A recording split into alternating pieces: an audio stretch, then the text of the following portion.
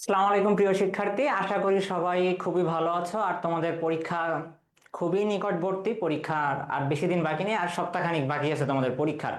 তো school of এক্সিলেন্সের পক্ষ থেকে আমরা তোমাদের মডেল টেস্ট সলভ ক্লাস নিচ্ছিলাম, পাশাপাশি প্রতিটা গল্প কবিতার গুরুত্বপূর্ণ এমসিকিউ যেগুলো বিগত বছর পরীক্ষায় এসেছে সেগুলো সমাধান করতেছিলাম। আমরা অলরেডি দুইটা মডেল টেস্ট তোমাদের নেওয়া হয়েছে, প্রথম পাত্রের অপরিচিতা এবং দ্বিতীয় পত্রের একটা টপিক পুরোটা নিয়ে অডিটাস নেওয়া হয়েছে, পাশাপাশি সোনার তরী পড়ানো হয়েছে। আজকের ক্লাসে আমরা দেখব তাহারই পরে মনে থেকে বিগত বছরের পরীক্ষায় গুরুত্বপূর্ণ যে এমসিকিউ গুলো এসেছে সেগুলো, পাশাপাশি তোমাদের মডেল টেস্ট 3-এর যে বাংলা ব্যাকরণ প্রশ্ন ছিল সেই প্রশ্নটা আমরা সলভ করব। তো আমরা শুরু করি। আমরা যেহেতু ক্লাস একটু দেরি করে শুরু হয়েছে, আমরা শুরু করি দেরি না করে। আজকে আমাদের টেস্ট পেপার সলভের ক্লাসের টপিক হচ্ছে তাহারই পরে মনে এবং বাংলা দ্বিতীয় পত্রের যে পরীক্ষাটা তোমাদের হয়েছিল সেটা। তাহার এই পরে মনে আমাদের যে প্রথম এমসিকিউ আছে, একদম প্রথম এমসিকিউ, মনে পড়ে আজ সে কোন জনমে বিদায় সন্ধ্যা বেলা, আমি দাঁড়ায়ে রহিনু এপারে তুমি ওপারে ভাসালে ভেলা। এটা হচ্ছে আমাদের জাতীয় কবি কাজী নজরুল ইসলামের একটা গান, নজরুল গীত। নজরুল গীতি একটা খুব সুন্দর একটা গান। এখন এখান থেকে প্রশ্ন করা হয়েছে, উদ্দীপকের ভাবের সাথে কবির ভাবের মিল কোথায়।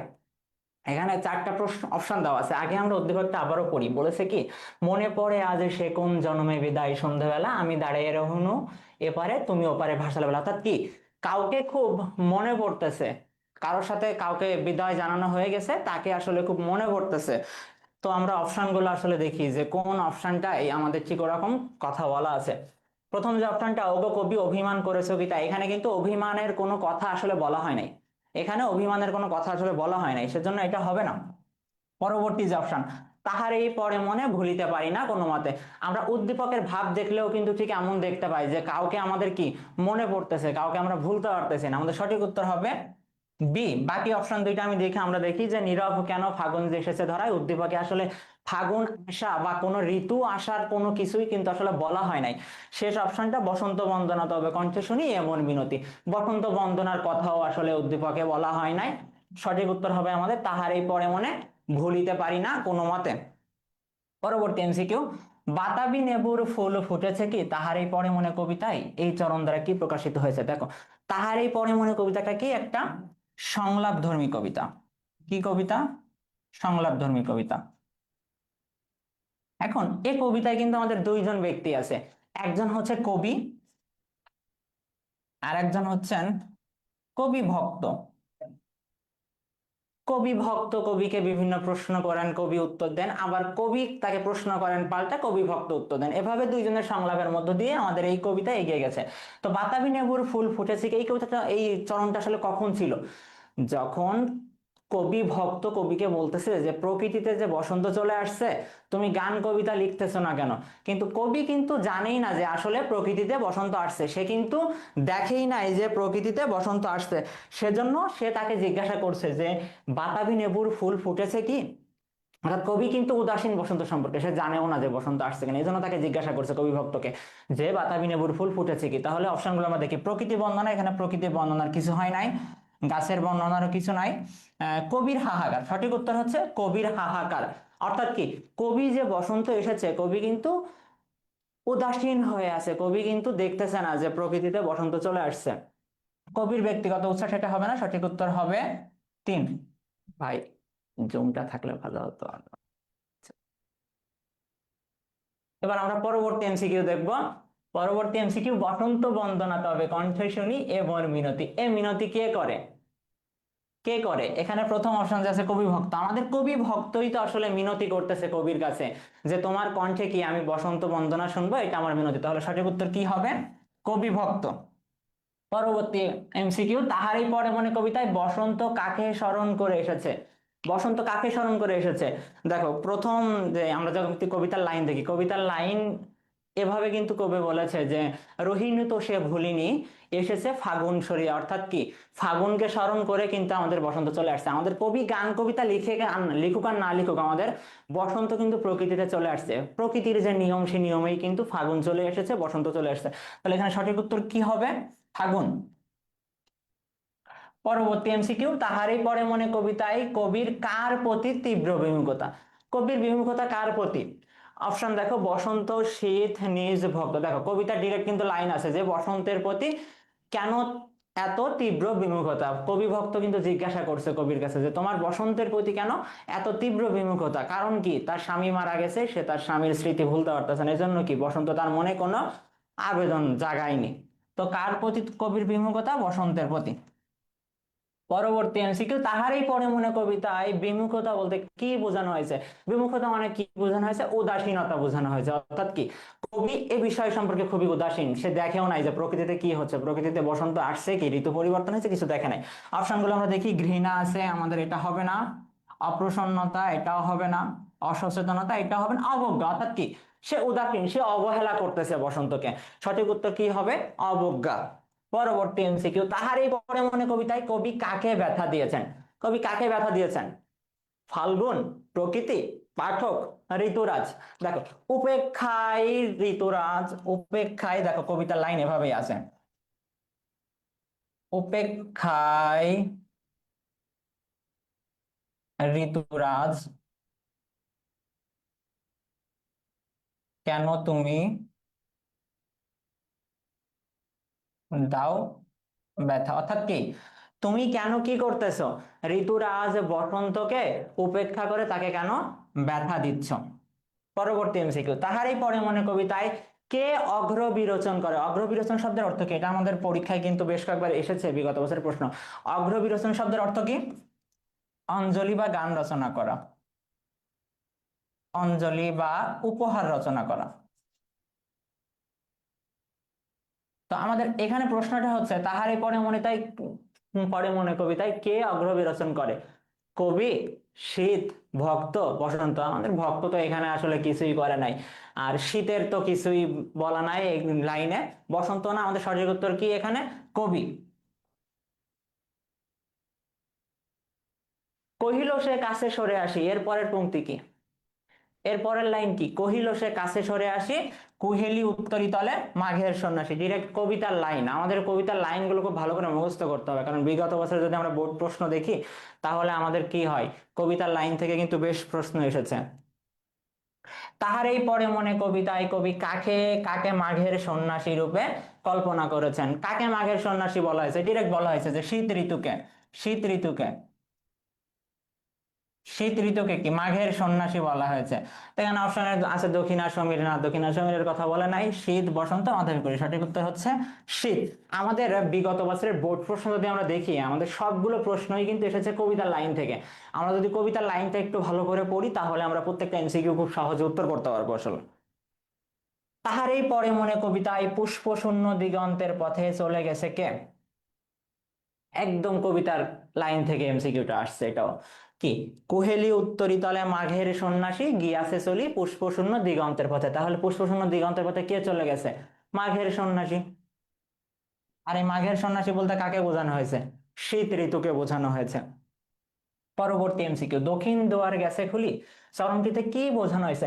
দক্ষিণ দুয়ার গেছে খুলি মানে কি, যখন আমাদের কবি ভক্ত বলতেছে যে তুমি কেন বসন্তকে বরণ করে নিচ্ছ না গান কবিতা লিখে, তখন কিন্তু কবি তাকে জিজ্ঞাসা করতেছে যে দক্ষিণ দুয়ার গেছে খুলি, অর্থাৎ দক্ষিণ দিক থেকে বাতাস বওয়া শুরু করছে কিনা। অর্থাৎ কবি দেখেই না এগুলো, অর্থাৎ সেই বিষয়ে উদাসীন, সেই বিষয়টাই এখানে বোঝানো হয়েছে। দক্ষিণ দুয়ার গেছে খুলি চরণটিতে কি বোঝানো হয়েছে? দক্ষিণা বাতাস, কবির উদাসীনতা, বসন্তের আগমন, কবির অভিমান। এখানে হবে হচ্ছে কবির উদাসীনতা। কবি জিজ্ঞাসা করছে যে দক্ষিণ দুয়ার গেছে খুলি, অর্থাৎ দক্ষিণ দুয়ার খুলে গেছে কিনা, সে যে দেখে নাই, তার যে উদাসীনতা, সে জিনিসটা এখানে বোঝানো হয়েছে। তাহার এই পরে মনে কবিতায় অগ্রবিরোচন শব্দটি কি অর্থে ব্যবহৃত হয়েছে? আমি একটু আগেই কিন্তু বললাম যে অগ্রবিরোচন শব্দের অর্থ কি? অঞ্জলি বা উপহার রচনা করা। এটা একদম শব্দের অর্থ থেকে প্রশ্ন এসেছে আমাদের। পরবর্তী এমসিকিউ, তাহার এই পরে মনে কবিতায় কবির কাকে মনে পড়ে? কবির কাকে মনে পড়ে বলো তো? 14 নম্বরের উত্তর কি হবে? ফাগুনকে মনে পড়ে? ফাগুনকে তো মনেই পড়ে না। ফাগুন যে এসেছে কবি কিন্তু এটা দেখেও নাই যে আসলে কি প্রকৃতিতে ফাগুন এসেছে। বসন্তকে মনে পড়ে? বসন্তকে মনে পড়ার তো প্রশ্নই আসে না। মনে পড়ে কাকে? মাঘের সন্ন্যাসীকে, অর্থাৎ কি শীত ঋতুকে মনে পড়ে তার। তাহারই পরে মনে কবিতায় কবি কার সঙ্গে অভিমান করেছেন? কার সঙ্গে অভিমান করেছেন? প্রথম অপশন দেওয়া আছে তার স্বামী। তার স্বামী সৈয়দ নিহাল হোসেন মারা গেছেন, তার সাথে আসলে অভিমান করার কিছু নাই। আর পরবর্তীতে তিনি আরেকটা বিয়ে করেছেন, কিন্তু তার সাথে অভিমানের কিছুদিন তো এখানে বলা হয় নাই। পরবর্তী অপশন আছে প্রকৃতি। প্রকৃতির সাথে অভিমান করার তো কোনো সুযোগই নাই। প্রকৃতির সাথে অভিমান কিভাবে করে মানুষ? প্রকৃতিকে, আমাদের মন খারাপ থাকলে প্রকৃতিও কি মন খারাপ করে? কোনোভাবেই সেটা না আসলে। কার প্রতি বিমুখতা বা কার সাথে অভিমান করেছে? বসন্তের প্রতি। পরবর্তী এমসিকিউ, ফুল কি ফোটেনি শাখে? কবি সুফিয়া কামাল এরকম প্রশ্ন করেছেন কেন? কেন এরকম প্রশ্ন করেছেন? তা উনি বলতে চাচ্ছেন যে আমি না হয় গান কবিতা লিখলাম না, তাই বলে কি ফুল ফোটেনি? বসন্ত কি আসেনি? বসন্ত তো এসেছে। তো আমার এখানে আমি গান কবিতা লিখি আর না লিখি, এর জন্য তো আসলে প্রকৃতি থেমে থাকতেছে না, তাই না? মনের আনন্দে বন্দনা গীতি রচনার লক্ষ্যে উদাসীনতার জন্য জানার আগ্রহ। মেইন কথা কি? উদাসীন। আমরা এই কবিতার প্রথম থেকেই দেখতে পাই কি যে কবি আসলে বসন্তের প্রতি উদাসীন। প্রকৃতিতে বসন্ত এসেছে, কিন্তু সে আসলে এগুলো খেয়াল করতেছে না। কেন খেয়াল করতেছে না? তার মন এখনো রিক্ত, শূন্য। কারণ তার স্বামী সৈয়দ নেহাল হোসেন মারা যাওয়ার কারণে তার মন এখনো শূন্য। জানি তোমার হৃদয় শূন্য, মন পুড়ে কার জন্য? উদ্দীপকে কার শব্দটি তাহারই পরে মনে কবিতায় কোন বিষয়কে স্মরণ করিয়া দেয়? এখানে বলতেছে জানি তোমার হৃদয় শূন্য, মন পুড়ে কার জন্য, অর্থাৎ কার জন্য? কার জন্য আসলে আমাদের কবির মন পড়তেছিল বলতো? কার জন্য? কবি ভক্তের জন্য? কবি ভক্তের জন্য না, কবি ভক্তের সাথে তো কথা বলতেছিল। মাঘের সন্ন্যাসীর জন্য মন পড়তেছিল, নাকি শীত ঋতুর জন্য, নাকি বসন্ত ঋতুর জন্য? কি মনে হয়? একজন উত্তর করছো রায়ান সি, মাবিদ সি, সি। এখানে সঠিক উত্তর কি হবে আমাদের? কবির মন পড়ে কার জন্য? শীত ঋতুর জন্য। শীত ঋতুর জন্য, যেহেতু ডিরেক্ট আমাদের অপশন দেওয়াই আছে শীত। উত্তর কি হবে? শীত ঋতুর জন্য। তাহার এই পরে মনে কবিতায় কোন বিষয় ফুটে উঠেছে? কোন বিষয় ফুটে উঠেছে? কবির আকুলতা? না, এখানে কবির আকুলতার কিছু আসলে বলে নাই। কবিতায় কবির দুঃখবোধ, হ্যাঁ দুঃখবোধ ছিল, কিছুটা ছিল, একেবারে যে ছিল না তা না, দুঃখবোধ ছিল। কবির বিরহ যন্ত্রণা, কবির প্রকৃতি বিমুখতা। এখানে সঠিক উত্তর কি হবে? কবির একটা বিরহ যন্ত্রণা বোঝাচ্ছে এই কবিতাটা জুড়ে। কবিতাটা জুড়ে আমরা কি দেখবো? যে কবির বিরহ যন্ত্রণা, কবি যে তার স্বামীকে ভুলতে পারতেছে না, নতুন প্রকৃতিতে বসন্ত এসেছে, বসন্তকে বরণ করতে পারতেছে না, তার যে একটা বিরহ যন্ত্রণা নিজের মনের মধ্যে, সেই বিষয়টাই কিন্তু এই কবিতায় দেখানো হয়েছে। তাহারই পরে মনে কবিতায় কোথায় বসন্তের আবির্ভাব ঘটেছে? বসন্তের আবির্ভাব কোথায় ঘটবে? আমাদের মনে বসন্ত আসবে না প্রকৃতিতে বসন্ত আসবে বলো? মন ভালো থাকলে মনে বসন্ত আসে আসলে, কিন্তু এই বসন্ত তো সবাই দেখতে হবে না। এখানে বসন্ত কোথায় আবির্ভাব ঘটবে? প্রকৃতিতে। সঠিক উত্তর কি হবে? প্রথমটা। পরবর্তী এমসিকিউ, কুহেলি শব্দের অর্থ কি? দেখো, এই কুহেলি শব্দের অর্থ কি? এটা বোর্ড পরীক্ষায় 2-3 বার প্রশ্ন এসেছে, পাশাপাশি বিশ্ববিদ্যালয় ভর্তি পরীক্ষায় কিন্তু এই প্রশ্নটা আসে যে কুহেলি অর্থ কি আর উত্তরী অর্থ কি। কুহেলি অর্থ কি? কুয়াশা। আর উত্তরী অর্থ কি? চাদর। তোমরা খুব সহজে মনে রাখবা এই যে কুহেলির ক, কয়রস্য আর কয়রস্য, এটা মাথায় রাখবা। কারণ তুমি কুয়াশা কি চাদর এটা নিয়ে তুমি কনফিউজ হয়ে যাবা। তাহলে কুহেলি শব্দের অর্থ কি? কুয়াশা। এটা যেন আর ভুল না হয়, এটা কিন্তু পরীক্ষায় আসে, বেশ কয়েকবার আসছে আগেও। পরবর্তী এমসিকিউ, উত্তরী অর্থ কি? উত্তরী অর্থ চাদর। কোহেলি অর্থ কুয়াশা, আর উত্তরী শব্দের অর্থ কি? চাদর। এটা একদম শব্দের অর্থ থেকে প্রশ্ন আসছে, এটা আমাদের আসলে বোঝার কিছু না, এটা আমাদেরকে মুখস্থ করতে হবে। তাহার এই পরে মনে কবিতাটি প্রকাশিত হয় কবে? প্রকাশিত হয় বলতো? প্রকাশিত হয় কোথায়? মাসিক মোহাম্মদী পত্রিকায় প্রকাশিত হয়। কোথায়? মাসিক মোহাম্মদী। মাসিক মোহাম্মদী পত্রিকায় প্রকাশিত হয়। কত সালে প্রকাশিত হয়? 1935। সুফিয়া কামাল একাধারে কি লিখেছেন? কাব্য, উপন্যাস, স্মৃতিকথা। দেখি এমসিকিউ এর উত্তর কে কে করতে পারো। 23-এর ডি, 23-এর ডি, 23-এর নাইমান তামিমা বলছেন 23-এর ডি। দেখা যাক কে কি উত্তর করো। সুফিয়া কামাল একাধারে কি কি লিখেছেন? কাব্য, উপন্যাস, স্মৃতিকথা। কি? 23-এর বি, 23-এর ডি, 23-এর খ। দেখো, সুফিয়া কামাল লিখেছেন কি? কাব্য লিখেছেন, স্মৃতিকথা লিখেছেন, উপন্যাসের কথা আসলে বলা নাই। তাহলে সঠিক উত্তর কি হবে আমাদের? খ হবে, 1 ও 3। যারা তিনোটা যারা ঘ উত্তর করতেছো, তোমাদের আজকে পরীক্ষায় হয় নাই, তোমাদের এমসিকিউটা ভুল হয়েছে। উত্তর উত্তর হবে 1 ও 3। পরবর্তী এমসিকিউ, তাহারই পরে মনে কবিতায় কবির অন্য মনস্কতা বোঝাতে যে শব্দগুলো বোঝানো হয়েছে। দেখি, এটা একটু টাফ প্রশ্ন ছিল, দেখি কে কে উত্তর করতে পারো এটা। যে কবির অন্য মনস্কতা বোঝাতে আসলে কোন শব্দগুলো বোঝানো হয়েছে এখানে আমাদের? অধীর আকুল। অধীর আকুল দ্বারা কি কবির অন্য মনস্কতার কিছু বোঝাচ্ছিল? কিছুই কিন্তু বোঝায়নি। উন্মনা, হ্যাঁ, কবি ভক্ত কবিকে জিজ্ঞাসা করেছে যে এমন উন্মনা কেন তুমি? অর্থাৎ এটা দ্বারা তার উদাসীনতা বোঝাচ্ছে বা অন্যমনস্কতা বোঝাচ্ছে। বিমুখতা, কবি ভক্ত কবিকে জিজ্ঞাসা করেছে কেন বসন্তের প্রতি তোমার এত তীব্র বিমুখতা, অর্থাৎ কি কেন বসন্তের প্রতি তোমার এত উদাসীনতা বা অন্যমনস্কতা, তাহলে এটা সঠিক। পরের যেটা যেটা যে দুইটা অপশন দেওয়া আছে, নীরব, কবি ভক্ত কবিকে বলেছে যে নীরব হয়ে আছো কেন, কেন গান কবিতা লিখতেছো না, নীরব হয়ে আছে কেন, তাহলে তার উদাসীনতা কাজ করতেছে এখানে। উপেক্ষা, কবি ভক্ত কি বলেছেন যে উপেক্ষায় ঋতুরাজে কেন তুমি দাও ব্যথা, অর্থাৎ ঋতুরাজ বসন্তকে উপেক্ষা করে তুমি ব্যথা দিচ্ছ কেন, অর্থাৎ এটাও সঠিক। তাহলে সঠিক উত্তর কি হবে আমাদের? 2 ও 3। পরবর্তী এমসিকিউ, তাহারই পরে মনে কবিতা অনুসারে বসন্ত ঋতুতে মানব মনে আনন্দ বিরাজ করে, আমের মুকুল ফোটে, দক্ষিণা বাতাস বইতে থাকে। দেখি এটা কে কি উত্তর করো। 3টা অপশন দেওয়া আছে, মানব মনে আনন্দ বিরাজ করে, আমের মুকুল ফোটে, দক্ষিণা বাতাস বইতে শুরু করে। সি 25-এর গ, 25-এর গ, দেখো তোমরা সবাই 25-এর গ বলতেছো আর মানব মনে আনন্দ বিরাজ করে এটা তোমরা বাদ দিয়ে দিচ্ছ। তোমরা যদি পাঠ পরিস্থিতিটা ভালো করে পড়ো তো ওখানে দেখবা খুব সুন্দর করে দেওয়া আছে যে বসন্ত মানব মনে আনন্দ, বসন্ত আসলে কি হয়, মানব মনে আনন্দ বিরাজ করে। যা সি বলতেছো তোমাদের আসলে ভুল হয়েছে পরীক্ষায়। সঠিক উত্তর কি হবে আমাদের? সঠিক উত্তর হবে ডি, অর্থাৎ মানব মনে আনন্দ বিরাজ করার কথাও বলা আছে আর কবিতায় তো হুবহু এই দুইটা লাইন দেওয়াই আছে। পরবর্তী এমসিকিউ, তাহারই পরে মনে কবিতায় নীরব কেন বলতে কি বোঝানো হয়েছে, অর্থাৎ কবি ভক্ত যে জিজ্ঞাসা করেছিল যে নীরব কেন, অর্থাৎ নীরব কেন বলতে কি কি বোঝানো হয়েছে, কবি উদাসীন হয়ে আছেন কেন, কবি কেন বসন্তকে সম্বোধন করছে না, কবি কেন গান কবিতা রচনায় সক্রিয় হচ্ছে না। এটা খুবই সহজ একটা এমসিকিউ, তাহলে এই সঠিক উত্তর কি হবে আমাদের? সঠিক উত্তর হবে তিনোটাই।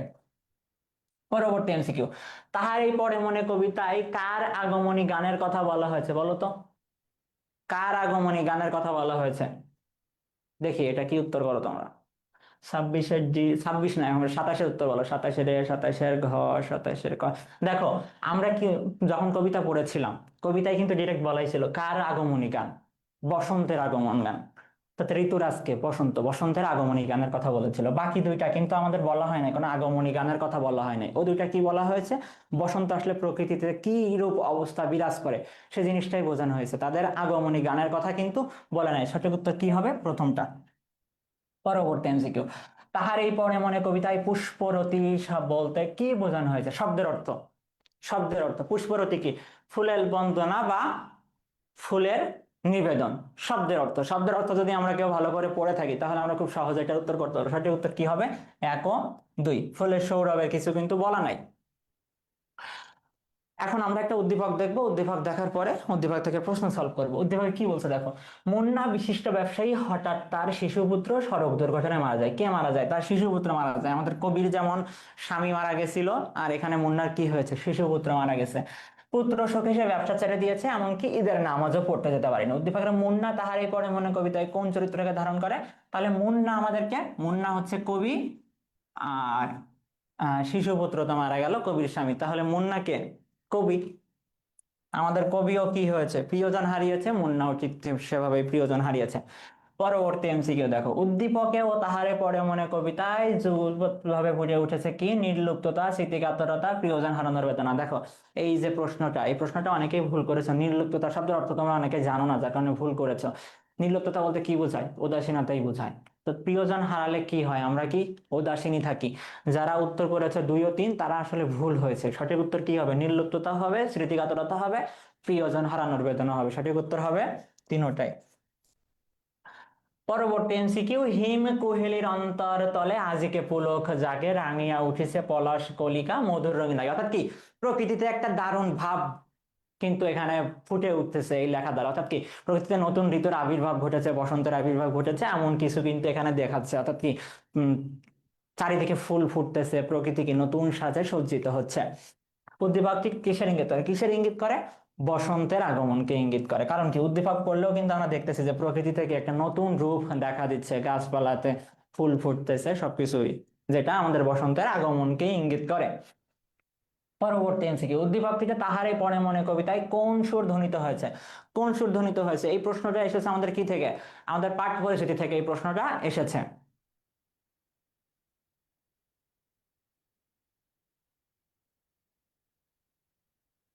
প্রথম অপশন কি? প্রকৃতি ও মানব মনের সম্পর্ক, প্রাকৃতিক পরিবর্তন, প্রাকৃতিক পরিপূর্ণতা, জীবন প্রবাহের। দেখো আমরা যদি পাঠ পরিচিতি ভালো করে পড়ি তাহার এই পরে মনে কবিতায়, তো এখানে কি বলা হয়েছে? ডিরেক্ট কিন্তু বলা আছে যে প্রকৃতি ও মানব মনের এক সম্পর্কের কবিতা হচ্ছে কি তাহার এই পরে মনে। সঠিক উত্তর কি হবে? প্রকৃতি ও মানব মনের সম্পর্ক।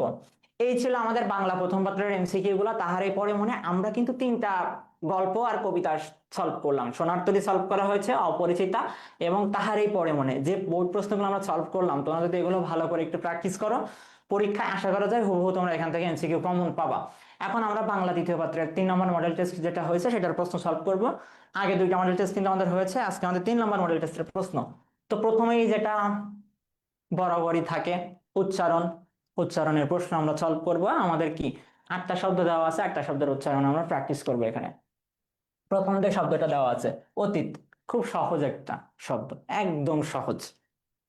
কি দেওয়া আছে? অতীত।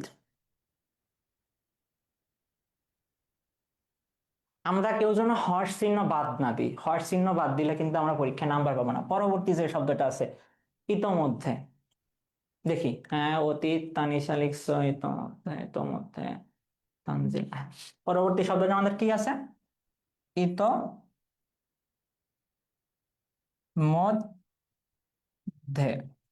তোমরা যদি এই দয়ের নিচে হর্ষ বাদ দাও, অনেকেই লিখতেছো দয়ের নিচে যদি হর্ষ বাদ যায় তাহলে কিন্তু পরীক্ষায় নাম্বার পাবে না। পরীক্ষায় নাম্বার পেতে গেলে কি করতে হবে? অবশ্যই আমাদের হর্ষ চিহ্ন দিতে হবে। পরের শব্দটা কি? উজ্জ্বল। এটা কিন্তু আমরা লাস্ট যেদিন প্র্যাকটিস করেছিলাম ওই দিনও প্র্যাকটিস করেছিলাম। শব্দটা খুবই গুরুত্বপূর্ণ একটা শব্দ। কি হবে উচ্চারণ? উজ্জ্বল। উজ্জ্বল। এর আগের ক্লাসে আমরা দেখাইছিলাম কিন্তু যে ওই থাকলে ওই ভাঙতে হয় কিভাবে? ও রস্বই, এভাবেই কি আমাদের ওইকে ভাঙতে হয়। তো এই শব্দটা কি আছে? ঐক্য। কি হবে? ঐক্য। পরবর্তী শব্দটা কি আছে? গ্রীষ্ম।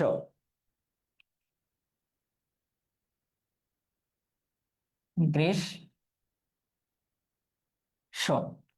আর 3টা শব্দ আছে, দক্ষ, প্রথম, শ্রবণ। দেখো কি? দক্ষ,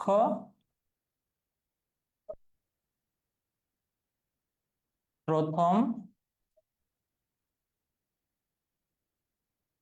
প্রথম, শ্রবণ। দেখো আমরা কিন্তু নিয়ম পড়ার সময় পড়েছিলাম কি, তালব বর্ষা, দন্তস্যা, মধ্যাহ্নস্যা যাই থাকুক সর্বদা কি হবে? তালব বর্ষা হবে। কিন্তু তালব বর্ষা, মধ্যাহ্নস্যা, দন্তস্যা এগুলোর সাথে কি যদি রফলা যোগ হয়, রফলা যোগ হয় তাহলে কি হবে আমার? এগুলোর সাথে যদি আমার রফলা যোগ হয়, রফলা, তাহলে কি হবে? তখন দন্তস্যা রফলা হবে। তো আমার শ্রবণ এখানে কি তালব বর্ষার সাথে রফলা আছে, তাহলে আমার কি হবে? দন্তস্যা রফলা হবে। বন। এই ছিল আমাদের উচ্চারণের প্রশ্ন। যেহেতু তোমাদের পরীক্ষা চলে আসছে, আশা করি তোমরা এগুলো খুব ভালো করে উত্তর করতে পারবে। আর পরীক্ষায় কিন্তু তোমাদের 8টা লেখা লাগবে না, তোমাদের যে কোনো 5টা লিখতে হবে। সেজন্য ব্যাকরণ থেকে কিন্তু নাম্বার পাওয়া খুবই সহজ জিনিস, খুবই সহজ। এবার কি করতে হবে? বানান শুদ্ধ করতে হবে। একটা বানান আমাদের এখানে দেওয়া আছে, এই বানানগুলো শুদ্ধ করতে হবে। অনেকে লিখছো শ্রবণ, শ্রবণ, হ্যাঁ সঠিক। এখন আমরা বানান শুদ্ধের প্রশ্নগুলো দেখি। আমাদের 8টা বানান ছিল। প্রথম বানানটা কি ছিল? গ্রামীণ।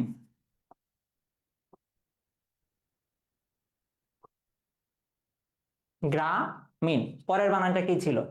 আশিস। আশিস মানে কি?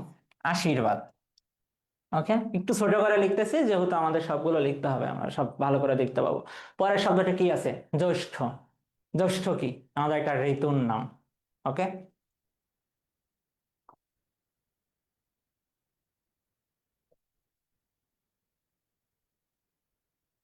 পরে কি শব্দ আছে? অনেকে লিখছে দুরবস্থা। দেখো দুরবস্থা কিন্তু আমরা লাস্টের দিন প্র্যাকটিস করেছিলাম, ওদিনও কিন্তু প্র্যাকটিস করেছিলাম। এবার একটা খুবই আসে পরীক্ষায়, খুব কমন উপযোগী একটা বানান। এই বানানটা বেশ কয়েকবার এসেছে, আমরা বানানটা একটু ভালো করে দেখবো।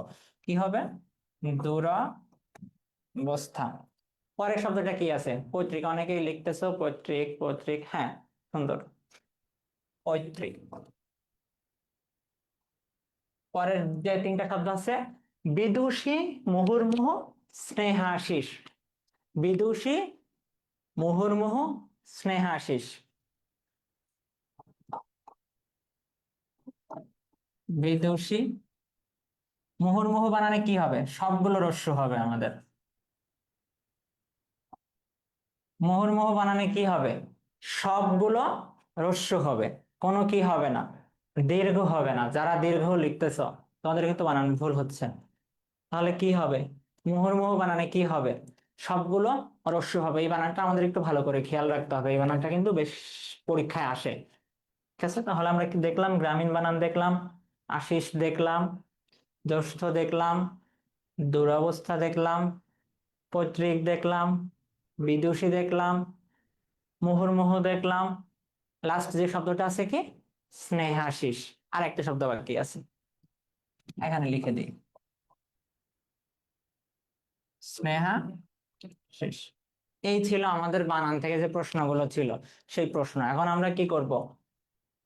ক্রিয়াপদ চিহ্নিত করতে যাব। আজকে তোমাদের সবচেয়ে ব্যাকরণিক শব্দ শ্রেণীর যে প্রশ্নটা ছিল, এটা কিন্তু বোর্ডের প্রশ্ন, বোর্ডে এমন প্রশ্নই আসবে তোমাদের। দেখো, ক্রিয়াপদ চিহ্নিত করা, এটা খুবই সহজ একটা প্রশ্ন ছিল, খুবই সহজ। তোমাকে কি বলছে যে 5টা ক্রিয়াপদ চিহ্নিত করতে হবে, শুধু ক্রিয়াপদ, এর বাইরে আর কিছু না। একবার পড়লেই কিন্তু আসলে ক্রিয়াপদ গুলো দেখা যায়। যেমন আমরা পড়ি, এতদিন যে প্রতি সন্ধ্যায় আমি বিনু দাদার বাড়িতে গিয়ে, অর্থাৎ বিনু দাদা, অর্থাৎ কি আমাদের কিন্তু আহ অপরিচিতা থেকে এটা নেওয়া হয়েছে, অপরিচিতা থেকে নেওয়া হয়েছে।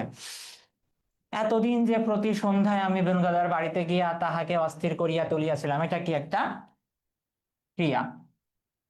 তুলিয়াছিলাম, ক্রিয়া। বিনুদাদার বর্ণনার ভাষা অত্যন্ত সংকীর্ণ বলিয়ায় তার প্রত্যেক কথাটি স্ফুলিঙ্গের মতো আমার মনের মাঝখানে আগুন জ্বালিয়া দিয়াছিল। দিয়াছিল কি? ক্রিয়া। দুইটা হলো। বুঝিয়াছিলাম মেয়েটির রূপ বড়ই আশ্চর্য, বুঝিয়াছিলাম। তিনটা। আর কয়টা বানাইতে হবে আমাদের? দুইটা। আমাদেরকে কি বলা হয়েছে? 5টা ক্রিয়াপদ চিহ্নিত করতে বলা হয়েছে। অলরেডি দুইটা চিহ্নিত করা হয়ে গেছে, আর দুইটা দিয়ে দিলে 3টা চিহ্নিত করা হয়ে গেছে, আর দুইটা হইলেই হলো। মেয়েটির রূপ বড় আশ্চর্য, কিন্তু না দেখিলাম তাহাকে চোখে, না দেখিলাম তাহার ছবি, সমস্তই অস্পষ্ট রহিয়া গেল। যেমন না দেখিলাম, দেখিলাম, দেখিলাম যেহেতু দুইবার আছে, আমরা একবার নিই, দুইবার নিব না। বাহিরে তো সে ধরা দিল না, তাহাকে মনেও আনিতে পারিলাম না। তাহলে কি আমাদের হয়ে গেল? 5টা হয়ে গেল। আর আমাদের পুরোটা লাগতেছে না পড়া, আমাদের 5টা হয়ে গেছে। আমাদের 5টা দরকার, একটা, দুইটা, তিনটা, চারটা, 5টা হয়ে গেছে। এটাই ছিল আমাদের ক্রিয়াপদ চিহ্নিত করার যে আমাদের সপ্তম শ্রেণী থেকে যে প্রশ্ন। আশা করি এটা তোমরা খুব সহজে উত্তর করতে পেরেছো। এবার নিচের শব্দগুলোর ব্যাস বাক্য সহ সমাস লিখতে হবে। আমাদের সমাসের যে প্রশ্ন থাকবে, আমরা কিন্তু গত ক্লাসে বলেছিলাম যে আমাদের দ্বন্দ্ব সমাস থেকে প্রশ্ন থাকবেই থাকবে। অর্থাৎ আমরা যদি দ্বন্দ্ব সমাসটা একটু ভালো করে দেখি, তাহলে ওখান থেকে কিন্তু আমরা একটা প্রশ্ন কমন পাবোই। 8টা থেকে 5টা লিখতে হবে তো আমাদের, আমরা কিন্তু দ্বন্দ্ব সমাস থেকে একটা কমন পাবোই। প্রথম যেটা বলেছে কি? অহিনকুল। এটা কোন সমাস? দ্বন্দ্ব সমাস। এর ব্যাস বাক্য কি হবে? অহি ও নকুল। অহি ও নকুল, এটা কি আমাদের দ্বন্দ্ব সমাস। অহি ও নকুল। পরবর্তী যেটা আছে উপনদী, দেখো সদৃশ বোঝাতে অনেক সময় কি হয়? অব্যয়ীভাব সমাস হয়। যেমন উপনদী, নদীর সদৃশ। উপজেলা, জেলার সদৃশ। এগুলো কিন্তু বিগত বছর বোর্ড পরীক্ষায় প্রচুর এসেছে। উপনদী তাহলে কি হবে? নদীর সদৃশ। এটা আমাদের কি হবে? অব্যয়ীভাব সমাস।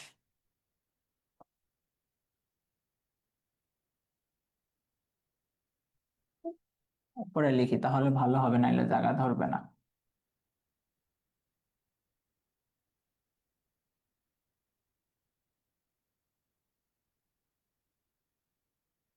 অব্যয়ীভাব সমাস। 3 নাম্বার, কচু কাটা। এটা কোন সমাস? নদীর সদৃশ, নদীর সদৃশ, অব্যয়ীভাব, অব্যয়ীভাব, ওহি অনুকূল, ওহি অনুকূল, ওহি অনুকূল। অপমান তত্ত্ব। কচু কাটা কি হবে? কচুর মতো কাটা। উপমান কর্মধারয় সমাস। উপমান কর্মধারয় সমাস। পরবর্তী যেটা খেয়াঘাট, কি হবে এটা? খেয়া পাড়া, আচ্ছা নিচে লিখি, খেয়াঘাট, খেয়া পারাপারের ঘাট বা আমরা খেয়া পারাপারের নিমিত্তে ঘাট লিখতে পারি। নিমিত্ত বোঝাতে কি সমাস হয় আমাদের? চতুর্থী তৎপুরুষ সমাস হয়।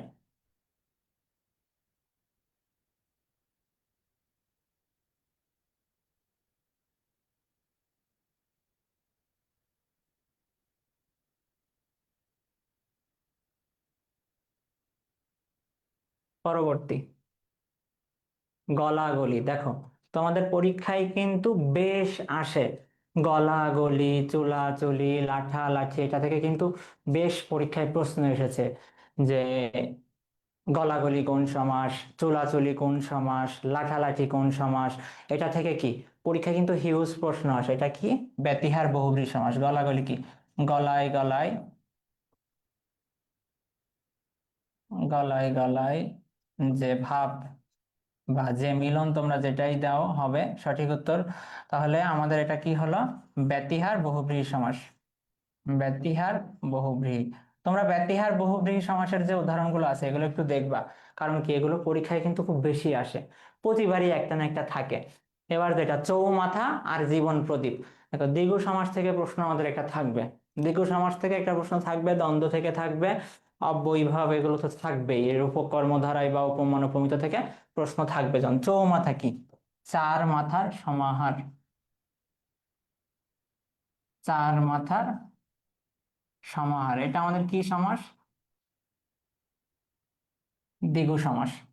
পরবর্তী যে অপশন প্রশ্নটা আছে আমাদের, জীবন প্রবাহ, এটা কোন সমাস? এটা হচ্ছে রূপক কর্মধারয় সমাস। এর ব্যাস বাক্য কি হবে? জীবন রূপ প্রবাহ, এটা আমাদের কি? রূপক কর্মধারয় সমাস। রূপক কর্মধারয় সমাস।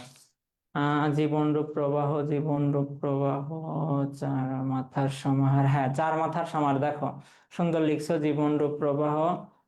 রূপক, হ্যাঁ হয়েছে। লাস্ট যেটা আছে নীলকণ্ঠ, এটা কি আমাদের? বহুব্রীহি সমাস, আমাদের শিবকে বোঝাচ্ছে। নীল কণ্ঠ যার, এটা আমাদের কি সমাস? বহুব্রীহি সমাস।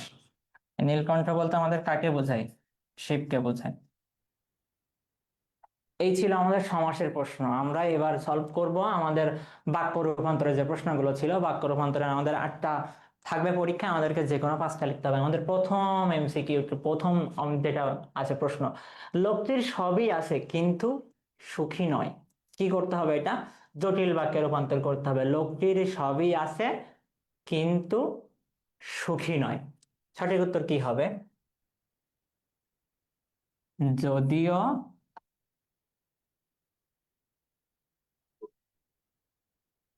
লোকটির সবই আছে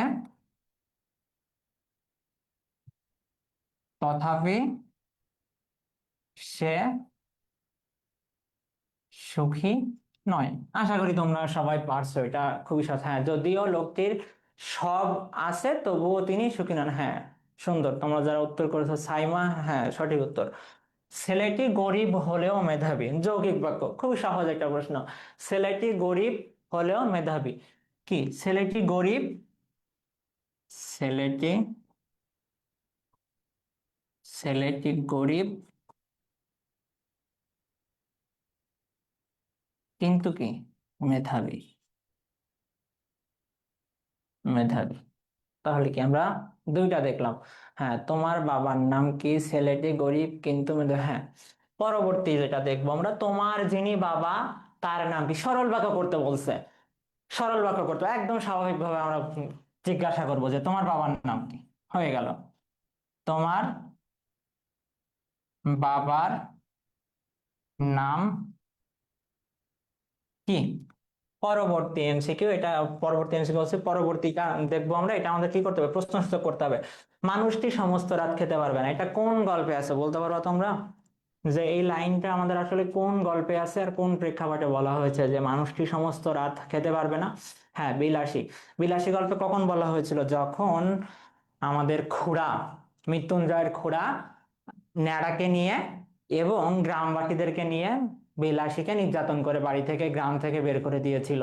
তখন কিন্তু সে বলতেছিল যে এই যে খাবারটা ওর কাছে একটু দিয়ে আসতে যাইতে পারবে কিনা, একটু রিকোয়েস্ট করতেছিল। কারণ কি, খাবারটা না দিয়ে গেলে তো মৃত্যুঞ্জয় সারা রাত খাইতে পারবে না, কারণ সে তো অসুস্থ মানুষ, রান্না বান্না করতে পারে না, খাইতে পারবে না। হ্যাঁ, যখন ধরে মারা হয়, সঠিক উত্তর। তাহলে এখানে কি, মানুষটা সমস্ত রাত খেতে পাবে না, এখানে প্রশ্নসূচক করতে হবে। তাহলে কি, মানুষটা মানুষটা সমস্ত রাত খেতে পাবে কি, প্রশ্নবোধক করতে হবে। তোমরা অনেকেই লিখতেছো কিন্তু তোমরা প্রশ্নবোধক চিহ্নটা বাদ দিয়ে দিছো। প্রশ্নবোধক চিহ্ন বাদ দিলে কিন্তু পরীক্ষায় নাম্বার হবে না। যেখানে যেহেতু আমাদের কি প্রশ্নসূচক করতে বলেছে, সেহেতু আমাদের কি প্রশ্নবোধক চিহ্ন অবশ্যই দিতে হবে। পরবর্তীটা দেখি আমরা, শিশুরা দূষণমুক্ত পরিবেশ চায়, কি করতে হবে, এটা নেতিবাচক করতে হবে। শিশুরা দূষণমুক্ত পরিবেশ চায়, তাহলে কি, শিশুরা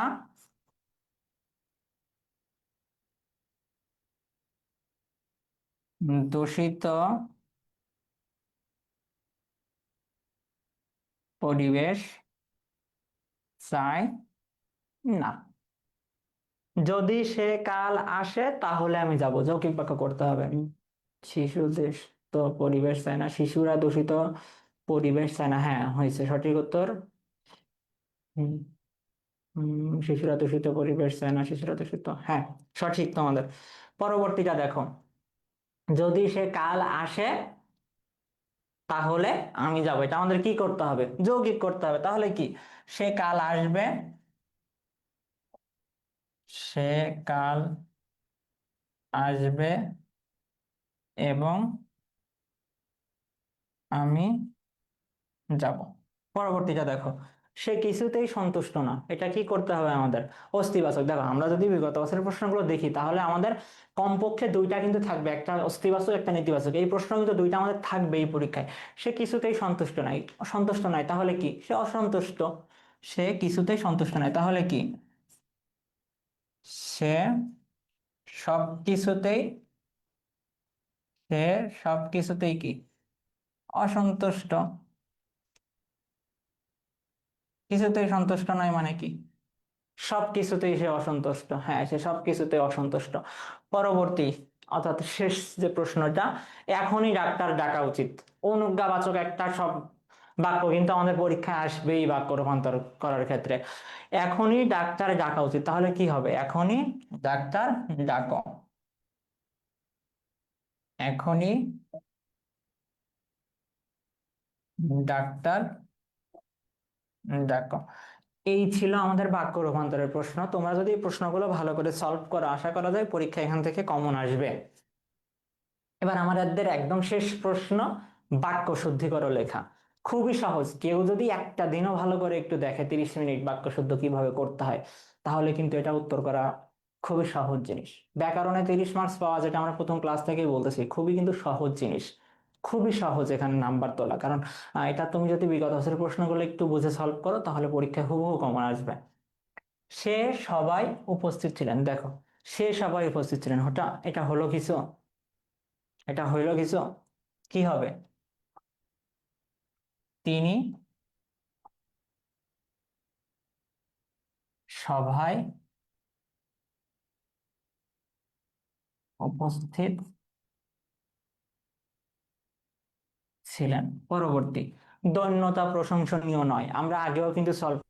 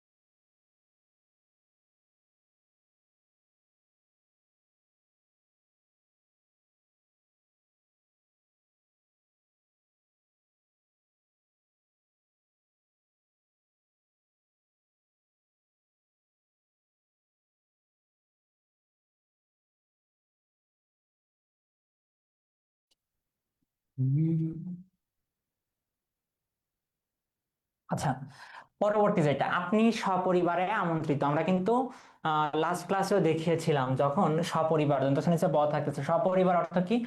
নিজ পরিবার, নিজ পরিবার। আর সপরিবার টা দ্বারা কি বোঝায়? পরিবারের সাথে, পরিবারের সাথে। তাহলে আমরা কি, আপনি সপরিবার আমন্ত্রিত, আপনি নিজ পরিবার আমন্ত্রিত নাকি নিজ পরিবারের সাথে আমন্ত্রিত? তাহলে কি হবে? আপনি সপরিবার, এই দন্তস নিচে ব হবে না, সপরিবারে আমন্ত্রিত। পরবর্তীটা দেখো, আমি এ ঘটনা চাক্ষুষ প্রত্যক্ষ করেছি। চাক্ষুষ মানে কি? চোখের সামনেই প্রত্যক্ষ করা। আচ্ছা, তাহলে চাক্ষুষ আবার প্রত্যক্ষ দুইটা কি হবে? হবে না, যে কোনো একটা আমাকে ব্যবহার করতে হবে। তাহলে কি হবে? আমি এ ঘটনা প্রত্যক্ষ করেছি, আমি এ ঘটনা প্রত্যক্ষ করেছি। আর এটা তো সপরিবারে লিখে দিলাম, সপরিবারে। আর এটা কি হবে? ঘটনা প্রত্যক্ষ করেছে। পরেরটা, ছেলেটি ভয়ানক মেধাবী। ছেলেটি ভয়ানক মেধাবী, মেধাবী কি একটা ভালো গুণ? ভালো গুণ বলার আগে কি আমরা ভয়ঙ্কর বলি বা ভয়ানক বলে? আমরা কি বলি? ছেলেটি অত্যন্ত মেধাবী। তাহলে এখানে কি হবে? ভয়ানক ভুল হবে, ছেলেটি অত্যন্ত মেধাবী। চোখে হলুদ ফুল দেখছি, যেমন তোমাদের যে এসএসসি পরীক্ষা, তোমরা এখন কি চোখে সেটা দেখতেছো? এটা সঠিক উত্তর হবে। কি দেখতেছো চোখে? সর্ষে ফুল দেখতেছো। অর্থাৎ কি, চারিদিকে বিপদ এখন তোমাদের।